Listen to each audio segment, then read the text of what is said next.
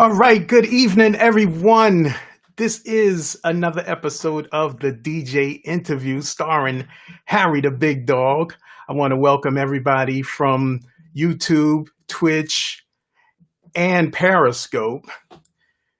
Tonight's special guest, she is legendary. I mean, legendary. Let's bring in djladydwells.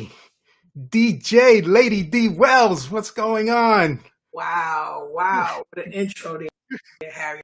My head can't fit in this camera right now. Don't start no mess. Thank you very much. How was everything? I know you said you had a busy day. I appreciate you coming on. I'm very grateful for being on the show. Thank you for having me. Oh, good. So let's get this thing going because I know it's going to be a lot of questions. A lot of people are going to ask. So I'm going to be checking the questions to see what they got. But, let's go back to when you got that itch to DJ, when you got your first start, what year, and what made you say, I want to do this? Oh, wow, you're taking me back. I've been before. It was probably mid 80s, and I actually didn't have an itch for it. It was just a fluke. My brother was a DJ, and he used to do spots all throughout Harlem and stuff, like the parks. He used to do like a lot of little, them little house joints, Yeah. And just say to me, listen, could you just play these records for me? I'll be right back. He go out and, I guess solicit folks to come and get them in party. And before long, I was just doing it on a regular basis. And I just was kind of sort of backing him up. And my brother's name was Stanley, not Reggie.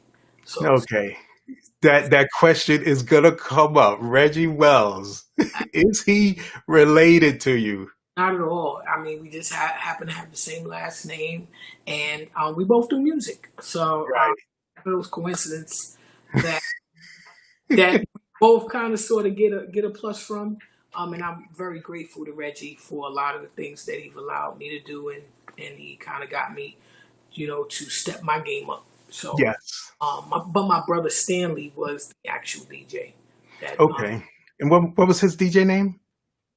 Stan the Man. Okay. Cool. Super Dave said, "Hey, what's up?" DJ Dave. Howie D said, "What's up?" What's up, D? So now, what year was this going on? Yeah, like I said, it was like roughly mid 90s, or I wouldn't even say early 90s. I said 98. I'm sorry, 84, 83. Yeah. Very, Okay. I would say. So when did you actually start getting on your own? You got your own name. When did you come up with your name? So it was Miss D, DJ Miss D, and I was doing a spot called the Crane Club. And Crane Club, old school spot. A lot of celebrities came through the Crane Club, which was around the corner from Chaz and Wilson's. And one night Reggie came down. I don't know what he was doing there, but he saw me. He said, "Yo, what's up?" And he asked me my name. I told him Miss D. I said, "But my last name is Wells too." And he was like, "Really? Let me see your license." So I showed him my driver's. And he listened to me play, and he was like, "Oh, you got some potential." He said, "I got a spot called the Crane Club coming up. I want you to come in, and let's see what we could do." And Reggie gave me my real big break in the club scene. But then I say what's up to DJ Mike, who also allowed me to spend that sweet waters with him. That's how. Nice. So this was when you got your start. Now, after you got going, you came from the vinyl era. Absolutely. What was it like? It's tough for us guys that carry 6 and 7 crates. What was it like back then? I'm paying for that. My knees, my elbows, my hands. That's why they all aching now, right? They're about 50 pounds. I mean, the youth in me could do it. When they came out with laptops, that was like, I was thanking the good Lord for that. But I used to have people help me from time to time. Crates was But yeah, I came from that vinyl day, so I got a chance to know what it's like on both sides of the fence. Yeah. So when did you make the conversion? I know all of this conversion to digital came and started in the early 2000s. When did you actually make the switch? So when it was, I was one of the first DJs and radio to come out with Serato. Believe it or not. But how I found out about it was Jazzy J. I went, I would go to different clubs and stuff. And one night he was there. I came up to say hello, and he had the computer going. And I'm like, "What are you doing?" He broke it down. I mean, Jay was doing this thing. It wasn't Serato. It was something else he was using. And he was rocking. And I said, "Yo, wait a minute." He said, "You don't got to do grades. You ain't got to do nothing." And the crowd was going off. So I'm like, "Okay, what I got to do?" And he explained to me, Jazzy J, what I needed to do. And the next day, I was buying this stuff. And I started downloading CD to MP3 files, WAV files. And from that point, I was going to clubs with this thing. And a lot of DJs was like, "Damn, what's that?" Mm, That's how it started to break open. And I went to, at the time, it was Kiss FM. I went right. to Kiss, and I bought in the laptop. And I had the little box, the little controller box. And everybody was like looking like, "What is that? What are you doing?" And I'm like, "Watch. Where's your turntables? Where's all the crates of records? Right, no." And it went on from there. And a lot of people were picking it up and learning more about it. So, a lot of DJs. So a lot of, Yeah. that ain't good. Chuck Chillout used to break my chops when I came down when it was The laptop lady. doing. He used to always say, "Get out of here, you laptop DJ. You ain't vinyl no more." And then turn around, he was on it. So I'm gonna blow you up, Chuck. He's a laptop guy too now. Oh man. So you started on Serato. You was pretty much you saying you were one of the first. How was the software back then? Was it glitchy? Was it okay? So it could be very glitchy. I mean, because we weren't using Apples. I wasn't using a MacBook. I was using a PC. Um, Right. and the one thing about a PC is it wasn't reliable if you had a lot of things on it. Like you doing your homework on it, or you doing job work on it, you doing all type of stuff, and then you had this software to control the computer. It would crash. You weren't careful. So I always had a separate computer just with that one application. So I didn't have anything to worry about. But Right. did experience crashing, and you had to tell them, I mean, you don't have no more space on the machine, what you want the program to do. And that's how people figured it out. And then Apple came out, and Apple is the unit to have. And that's what a lot of us use now. So you got a Mac now? I got about 6 of them now. Okay, so you got backups to your backups to your Oh, backups. I'll say one backup because the other ones I do other stuff with, but I always try to carry an extra book just in case something goes left. Yes, we talked about that in one of the earlier interviews about uh, having backups with cables and pretty much everything, especially computers, because they can go. Let me look at the chat. Um, we got DJ So Lovely. She said, "Hey, Lady D Wells." How are you, DJ Lovely? How are you? She was on the other night, and Okay. Howie D was one of the first to use the laptops too. No, he said you're one of the first to use it. Nice. So I watched you the other week. You were on live. People love you. Oh, Like with a big L, with a big O, with a big V. I was watching the viewers, and it was just going. The comments, when I looked at the comments, it was on 680. Within a minute, it went to 800 and something. wow. I mean, just scrolling. Wow. Why do people love you so much? I don't know. I need to ask them what's going on. No, but You need to take a poll. Um, for the most part, I love the people. We love the music. I try to deliver the music the way they want to hear it. One thing about DJing, and most DJs know, it's a matter of keeping it. And crowds people feel like when they come out to party in the clubs or wherever they go, they want a good party. And that's one of the things I try to focus on is giving them the very best that I have, and with that, they really appreciate that. I try to work with people. You want something, I do the best I can to give you the best product for $1. If it came for free, I don't care. Once you come across that door, I feel it's a responsibility as a person that's been put in a position like that to make sure that I give it 1,000%. If there's one person in that room or 100,000 in that room, they all should be treated the same way. So that's where I'm at. Sweet. Now, when we talked a couple of weeks ago, um, I was telling you about DJ Tommy Lee, and Ah, that's where I first seen you almost, what, 22 years ago at his wedding, and you DJ'd his wedding. I don't know if he's on here yet. DJ Super, he's on. He said, "What's up?" hey, what's He up, said, Super? Stanton final scratch came out before Serato, and it was I don't know. always crashing. Oh, Was that really? I don't know what Jay was using. I don't know what Jazzy J was using, but I know it was something. But it intrigued me, so I jumped right on it the next day, and I was very impressed with Serato. I've been on Rain from day one. nice? Do you still have that excitement as you did earlier? Because I mentioned DJ So Lovely, and when she was on, she showed that excitement of DJing that we had when we were back in the day. Like, yo, I could do this for free, or a sandwich, or a drink. There you go.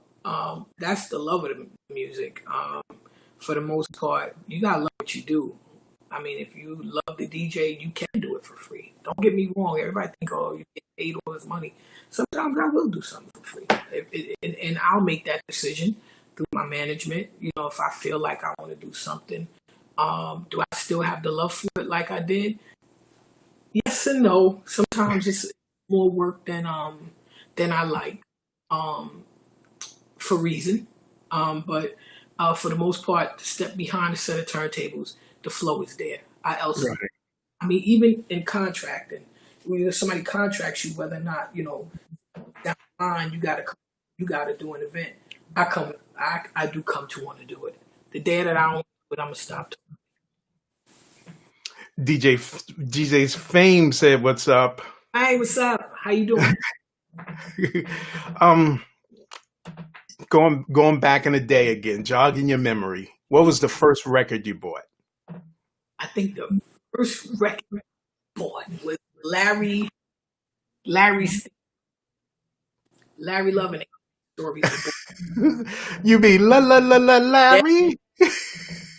first finals I can't remember purchasing. That and that, Nice. yes. So you actually remember. I talked to a few other ones. They was like, DJ So Lovely. She's asking a question. What was your most challenging gig? Oh, I've had a few of them. They now. We want to hear some war stories. We can stay as long as you can. Oh God. So one of the things I learned early in my career is don't take every because somebody wants you to do it. So if somebody hired, I won't say who it was, but I'll just say, let's say I'll put it for I'll say somebody said, "Oh, can you do my party? I need some Latin music. I need a little bit of this." Not realizing that half the party was Latin. And that's what they wanted you to play the whole night. Suavemente, that's what you getting from me. Top of the list. But at the time, and this was years ago, this was at least 25 years ago, and I really didn't know Latin music. So it was a tough night because every time, and they didn't have Serato back then. Real life. Yeah. You understand? So here you come in with all these crates of records, and everything got hip hop or reggae on it or house or whatever it is, and they keep asking for different records. I couldn't tell you the name, and you could not support the crowd. I couldn't do it, and it was the worst nights. And those experiences you learn is like, don't take what you don't know.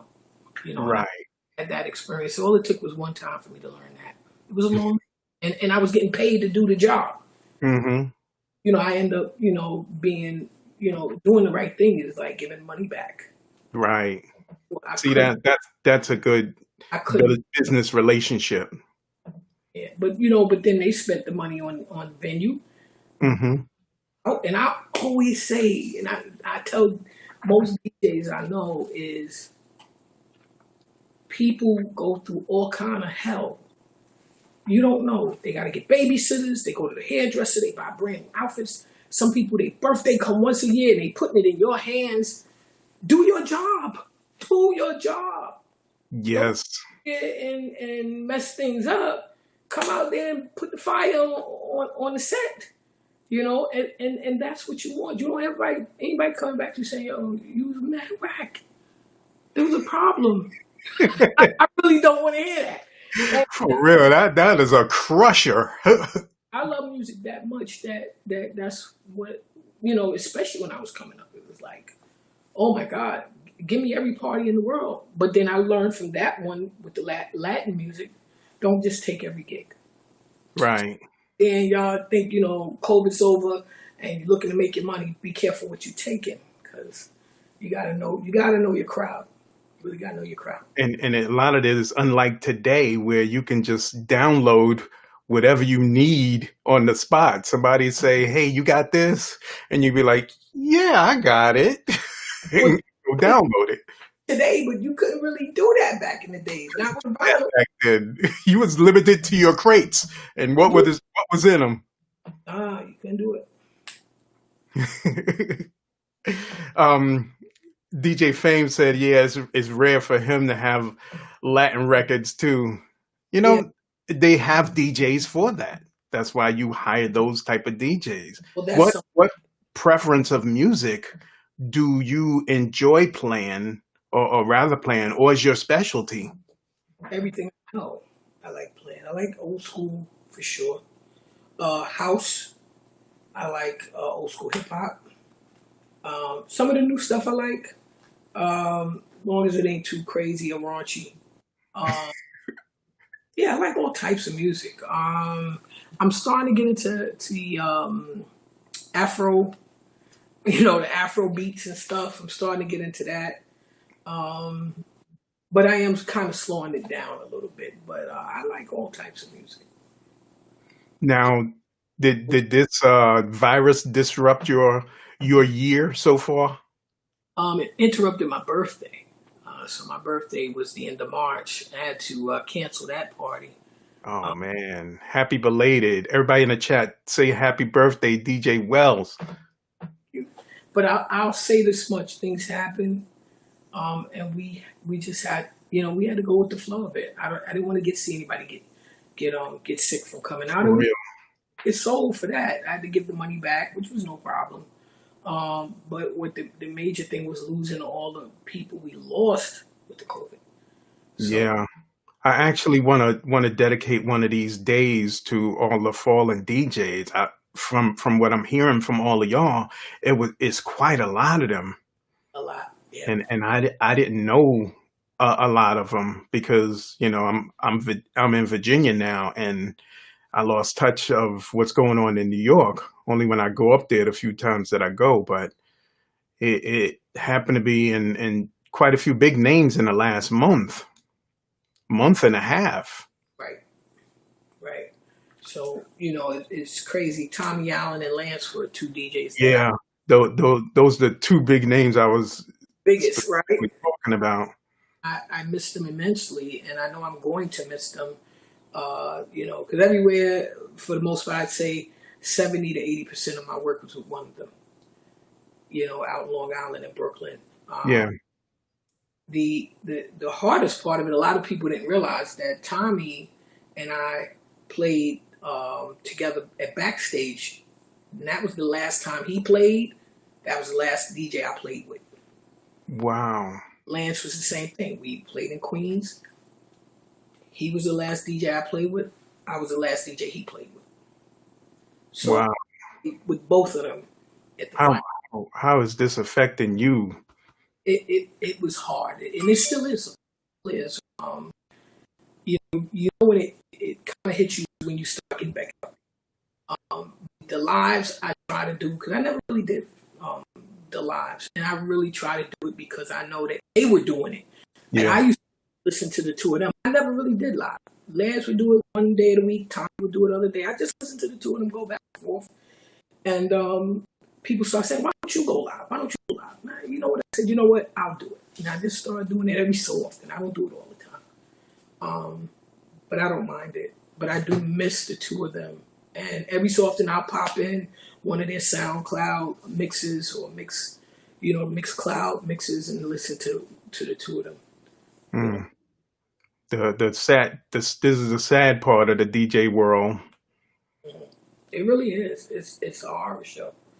It's a horror show, and there's a host of others that have been lost behind COVID. Um, I don't know, and people are still out here, moving out like this thing has been cured, and like we're out here. Um, I know a few parties that people have set up to do, and you gotta be patient, wait, be careful. Health comes first. That's what they tell us. Sometimes you gotta sit down and just lay low till it clears up. Really, you really do. Let me check this chat. Um, DJ Howie D said happy belated. Thanks DJ Fame said happy belated. so DJ much. DJ So Lovely. She's asking what's the top three things you keep in your DJ bag at all times besides your laptop? Wow. Okay, so that's a good question. Keep two hard drives actually. Two Um, hard drives. Y'all remember y'all take notes. Everybody in the chat take notes. because if one goes down, you have a second. And Hmm. I lost a hard drive that fell, and I couldn't get the music back. So it took all hell for me to get everything back, and you never get it all back.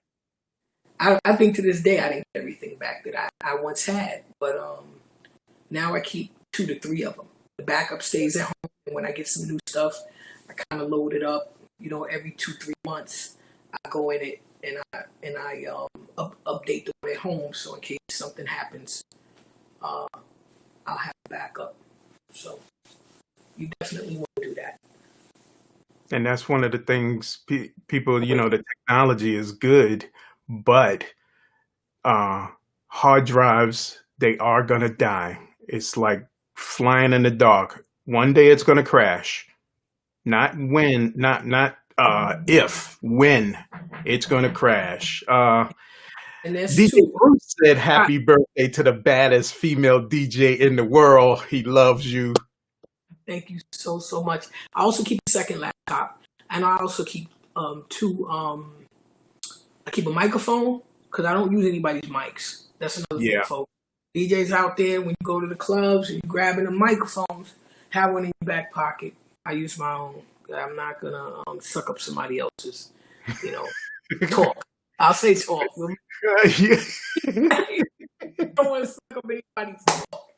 So I carry my mic. I don't need a cord because I connect it to that, and 2 laptops and 2 hard drives, and 2 cables. So those are what I carry. Does that answer your question, DJ So Lovely? I hope. Tommy Lee, DJ Tommy Lee said, "What's up?" What's up, Tommy Lee International? What's going on? International DJ Tommy Lee. DJ Fame said, "Good advice." So, going forward, do you see? I want to get on this streaming thing now because there's a lot of DJs who never even attempted, like you just said. I never did it, and I just used to watch them. Do you see this as something permanent in your DJ gigs? What do you mean, like Facebook Live? Like a lot of people are doing Zoom parties. Well, for now, definitely. I know that people are antsy to get back out. I don't really know why, but I understand it being cooped up in the house. This gives you a little bit of time, and I don't just say that for people in music. I say people in general. Sometimes you need to sit back and take an account of what's going on in your life, and hand down whatever you need to get together, whatever the business of your life you need to put together. This is the time to do it. We used to always say, "Oh man, if I had 5 minutes, I need a break I from had some time. Yep. oh, everything." And now you got that moment. Take advantage of it in a positive way. You know, do I think it will go back to that? I absolutely do think that eventually. I won't say this year, next Eventually. year. I do think that we'll get back to partying like we once did. But it got to be a cure, and it's got to work. It's got Yeah. to work. You know what I mean? It's like you know, if they get Hope to it like a don't mutate to something else. brand, you know, I mean, when it gets back to a certain level, and people feel comfortable.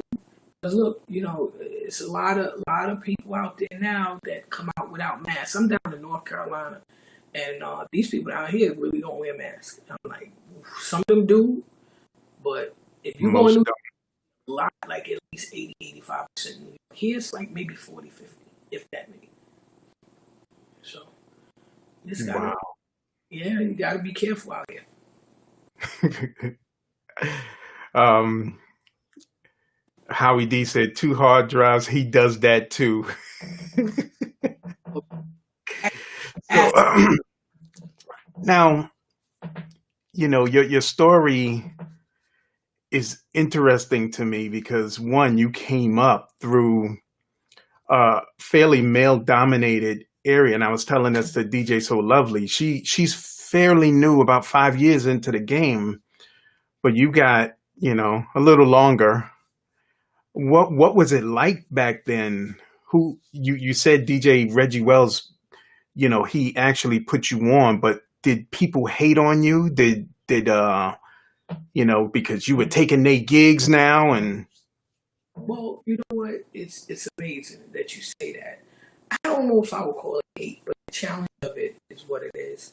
Um, at first it's cute, you know. It's a girl. Oh wow. But then as you get better and as people want you to work, you are taking somebody's work, hands down. I'm not gonna sit here and play games. The bottom line is, most DJs know to open up that much in this game. So if you get in with a promoter and other promoters are hiring you, it's a real tight window to work your way into a with multiple promoters, let alone one or two. So it can get a little bit challenging, but to me, it gets a lot more challenging for those trying to get into it than it does with the ones that are already there. As a woman, yes, it was a lot, but you know what? If you plan at a level that right. is competitive, then okay, they get a little. Oh, it's the girl. You know, now it's not the girl anymore. It's Lady Well, Uh-huh. You got and you real competition now. I was okay with that because it's the truth. It's like woman's in a male predominant business, a male predominant position, and you holding a title that men normally hold. I was definitely an opener and a closer for a long time, and I didn't have a problem with it because I did that. I learned to do it very well. Right. It's easy to hold the middle of the night with the hot records, but then as I start doing this later on and with the laptops, you get it where you get an opener, and the opener start playing the hottest records by 11 o'clock, and most of you DJs sitting there, y'all laughing because y'all know what I'm saying is true. You get a guy that comes in, a party doors open at 10 or 10:30, people coming in, and at 11 o'clock, they playing the hottest records on the market. And it's like, it doesn't make, let me say, I won't say it doesn't make me look good, but if you're not prepared for that, then it's going to hit you in the foot. Because now you're angry and you're playing on thing. Okay, you played all the hot joints before 12 o'clock. I got this. I'm going to play something else. And that's what seasoned DJs, that's what experienced DJs get to understand. Okay, you can play all that. We'll come back to that on the tail end. and that's how you learn how to finagle that. Intro DJs need to understand how to intro a party. And That's a just lot what it is. don't. Huh? A lot of them don't know how to do You an don't intro, be an see that. intro DJ. I mean, if you don't know how to intro a party, there is a way to intro a party. You got people coming in. You get them nice off, get them singing, get them, get your drink on, have them, just bopping their heads. They ain't gotta jump on the dance floor right away, because there's a pattern to how this whole club thing works. By the time they get enough to drink and they figure out who they gonna find a dance with, that's when it's all the way up. And by 3 o'clock, you should be taking it down with some nice, either go hard at them or take it nice and easy and take them out. And But take then them out. into that whole layout, and DJs should learn it if they don't know it. Nice. I was looking at the chat to see if there's any questions. No, we're good with the questions. But type in the chat if you have any questions for Lady D Wells.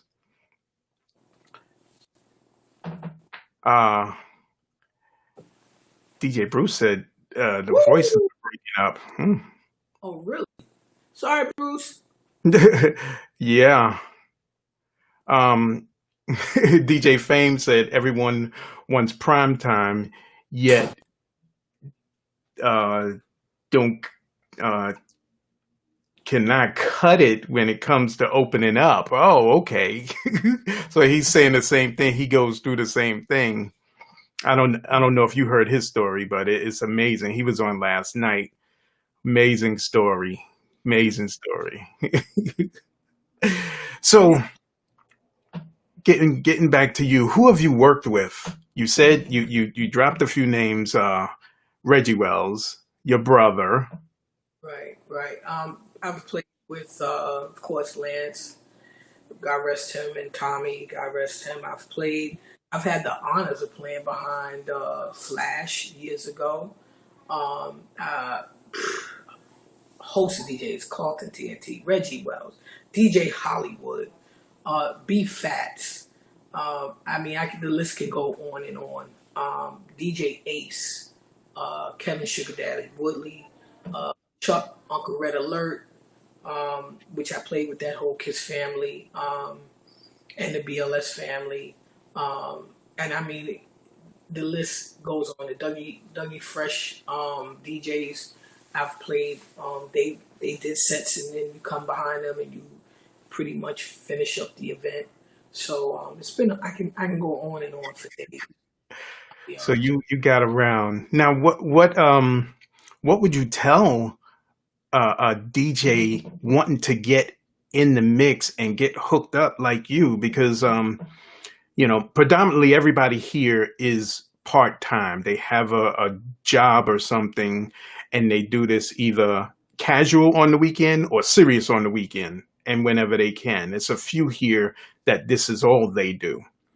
What would you tell that DJ that's looking to get connected? That's just that you're around, number one. Number two, make sure your game is tight. Make sure that you kind of sort of put yourself out there. You got to market yourself. You can't.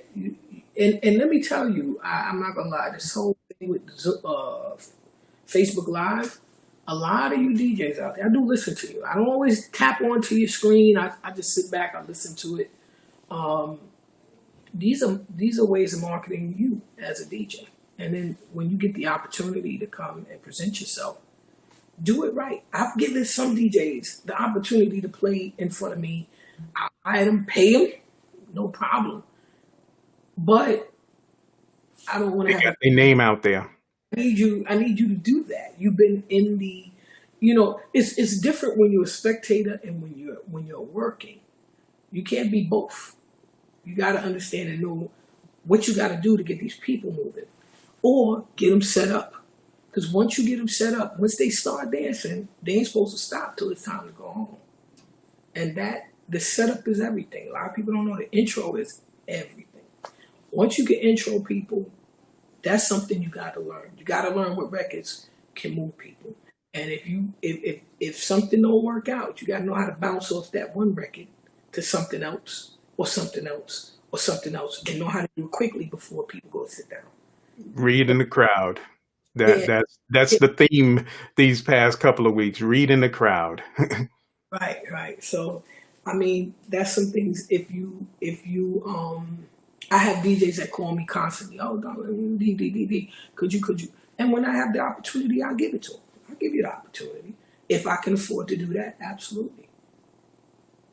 And now educate me a little, and maybe some people in the audience about a opener DJ.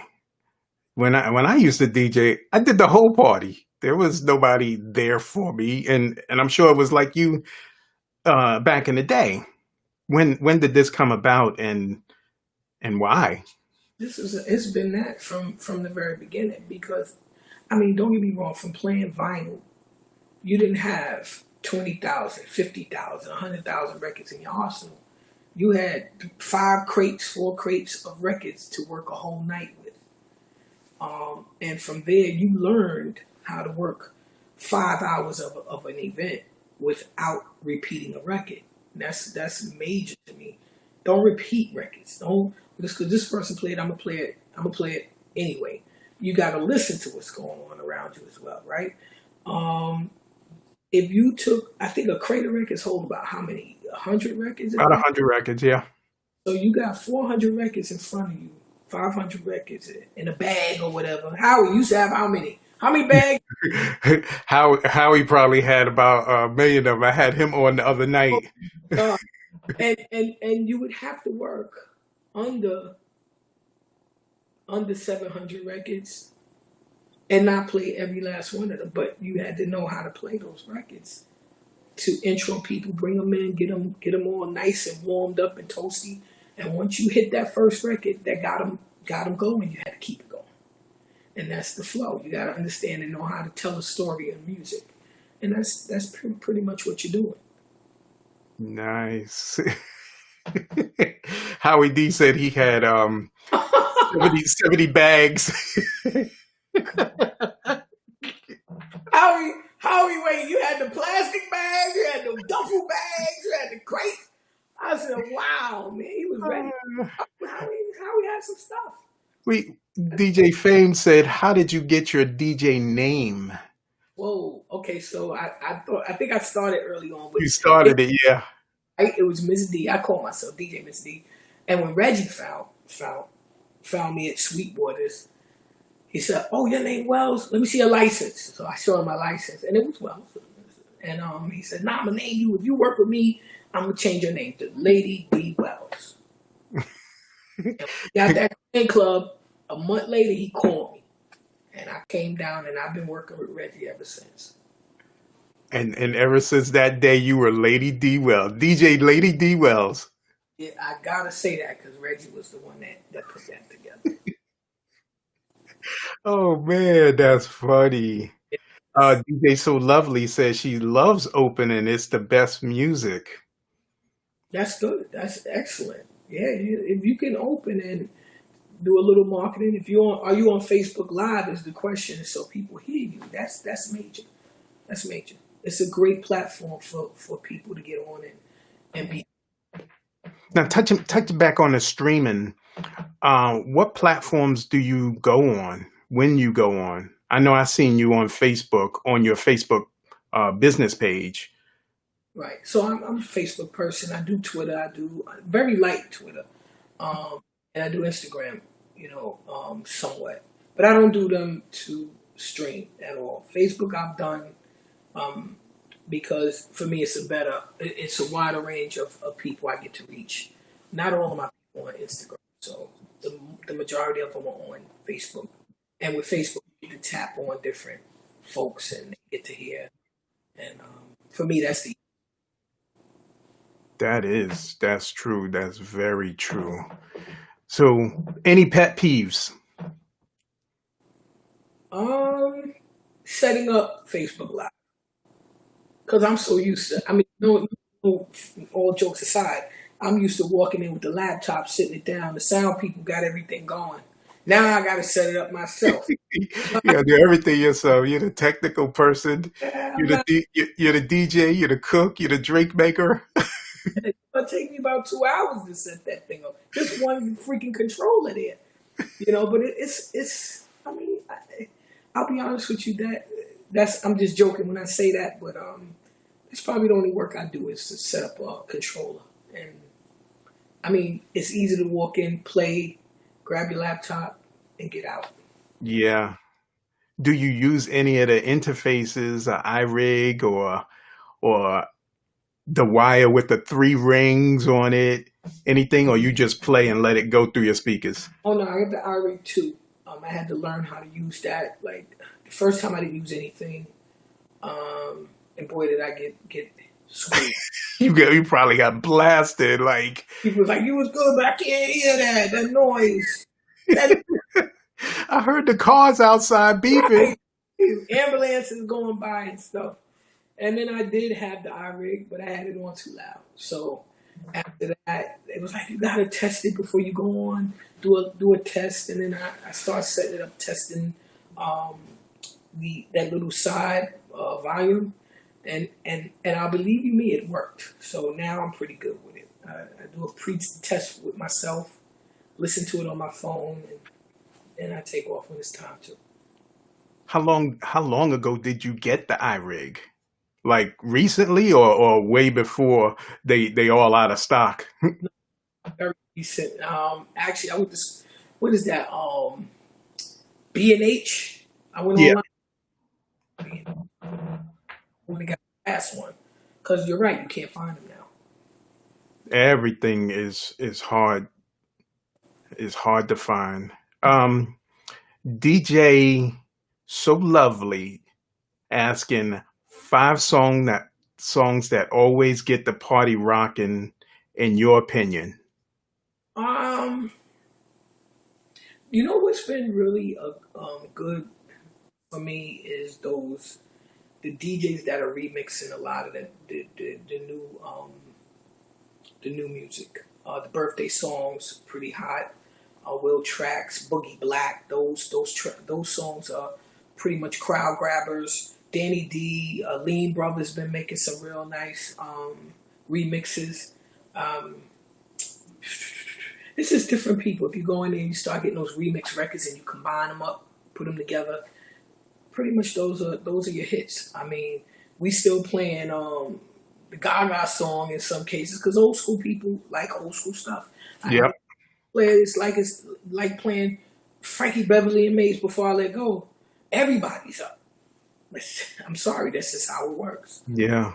And When I seen your live, that's how people was doing. That's when you started throwing those songs on, that's when the chat was scrolling. it's nothing. I mean, I could listen to Frankie Beverly and be like, "Oh God, we gonna play that again? We gonna play that again? Yeah, we gonna play that again." Because some people don't listen to you all the time, and those that don't, and they get the opportunity, oh man, they want to hear it. For sure. So I know we're coming up on the hour and you've had a long day, so I ain't gonna keep you forever. So, Um one of my last questions is what would you tell a DJ that's coming into the business and they're brand new, don't know nothing yet, and want to get into this game? What advice would you give them? And you can be long-winded if you want. it's very simple. You love what you do. Don't make it a job because if it's a job, you're gonna hate it. You're gonna hate it because you're gonna be looking for something to happen, and it's not. It's not gonna happen the way you think. Um, love what you do. If you don't love music, you don't love performing for people, don't do it. Don't do it for money. Let's say that. It was funny because before I did the FaceTime Live, D Nice came on and got like 100,000 hits. Yeah, everybody been talking about that for weeks. But a lot of people don't know his history. He's not a nobody. He's Yeah. nice. They call him D Nice. Made records. He's in the industry. He's in films. What? Why are you trying to compete with him? It's not Hmm. a competition. The man does what he does, and he gets 100K because he's D Nice. What do you want? Don't. I mean, if you're looking at that, yeah, you're gonna be disappointed with yourself. But know the history of the individual you're trying to, you're trying to look at, through bad tunnel vision. Right. He's not a nobody, the man. I don't care if he doesn't play up to my standard or your standard. I personally like what he does. He plays music, Yeah. but he is not a nobody. So some people had to kind of check that. You got to check yourself sometimes. And being that they probably never heard of him, you know, because he is old school. He's from our era. There you go. There you go. He didn't live too far from me. When I used to live in the Bronx on Gun Hill Road, he was up the block. Very well known, and hands down, you got to do your homework. And if you're doing this DJing as a hobby, great stuff. Great stuff. You'll love it. You'll love it. But if you're trying to get in the world to compete and you figure you can't get over that hump, just hang around the right people. It'll work for you. I think it will. Work hard. You know who's? Oh, I gotta say this. Who's a product of that is DJ Tommy Guns. I share his story. He and I were born on the same day.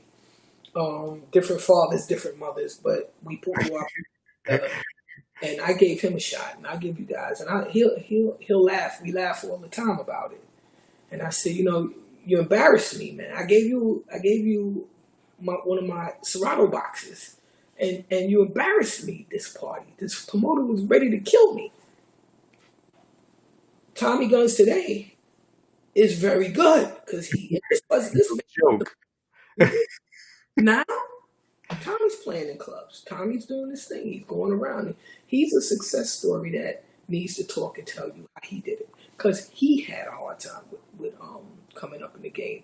And he went from not getting any parties, not knowing how to mix a record, to working in some of the nicer spots and clubs in New York. So talk to him. He's very knowledgeable about that. If we can get him on, I'll get him on. Well, we were talking about this last Saturday. Like, everybody starts from zero. Even you, as popular as people like to see you, you started at one time with no fan base, no parties, no nothing, and the work and the dedication, and you just happen to get lucky and get and lucky and skilled and get Yes. in front of the right people and show your skills. Lucky. And it just happened. I happened to have been at that club that night Reggie came in there.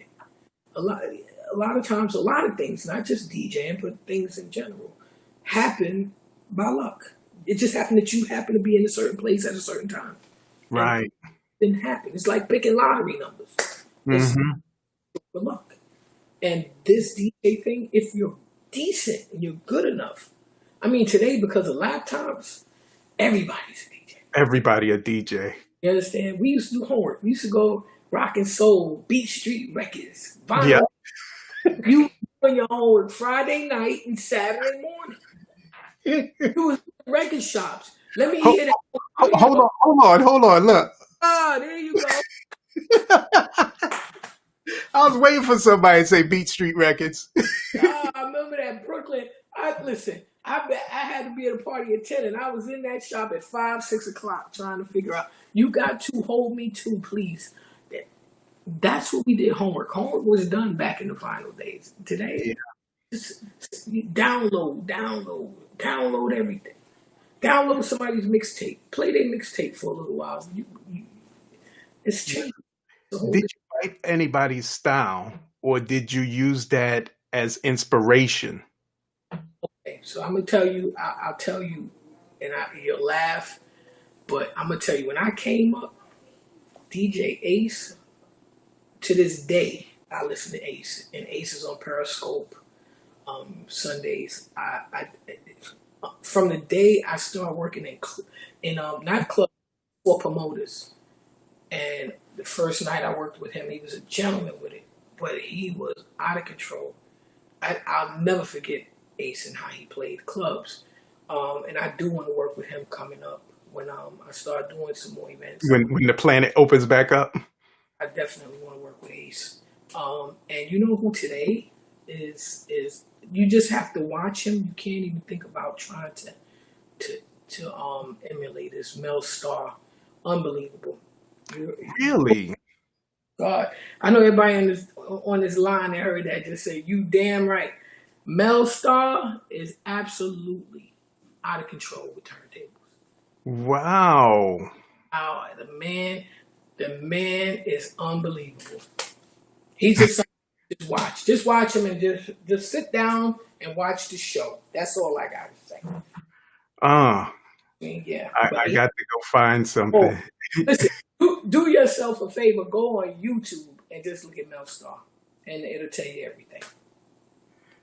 Nice. Oh man. Oh my God, Mel is I don't know. How are you still there? You still giving me? Yeah. He said they all said it. DJ Tommy Lee said he looks up to Ace. Yeah, Ace. When I first came in the game, and it was Ace, wherever Ace was. What about his style? I know we was going to end this, but what about his style that gets you? Well, Ace is very knowledgeable about the music game. He's very knowledgeable. He knows how, like I said, storytelling thing when you play records.